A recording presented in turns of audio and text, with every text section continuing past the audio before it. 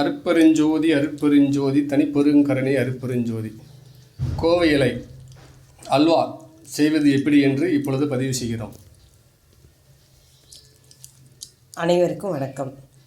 ஆயர்பாடி இயற்கை மருத்துவ charitable trust சார்பாக கோவக்காய் இலையில் பார்த்திங்களா, இந்த கோவக்காய் இலையில் அல்வா எப்படி செய்யலாம், ரொம்ப சிம்பிளாக ஒரு 5 நிமிஷத்தில் நம்ம ரெடி பண்ணக்கூடியது இந்த அல்வா.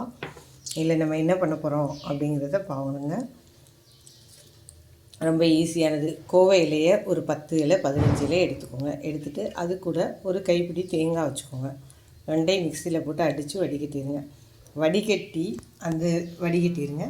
வடிகட்டி அந்த சாரில் கார்ன்ஃப்ளவர் மாவு, நம்ம சோள மாவு இருக்குது, அதை அதில் கரைச்சிடுங்க. கரைச்சி கொஞ்சம் நல்லா டைல்யூட்டாக வச்சுருங்க.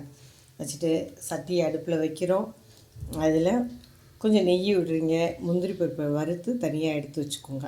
எடுத்து வச்சுட்டு அந்த நெய் கொஞ்சம் வச்சுருக்கோமா, ஒரு கரண்டி நெய் ஊற்றுனதில் இந்த நம்ம கரைச்சி வச்சுருந்தோம்ல கோவக்காயில் சாரோட தேங்காய் கார்ன்ஃப்ளவர் மாவு அதை போட்டு நல்லா கிண்டிங்கன்னா ரெடிமேடாக உடனே ஆந்திரா அல்வா வந்துடுச்சு. இதில் ஸ்பெஷல் நம்ம கோவையிலே சேர்த்து நம்ம பண்ணுறோம். ரொம்ப அருமையாக இருக்கும். சாப்பிட்டு பாருங்கள்.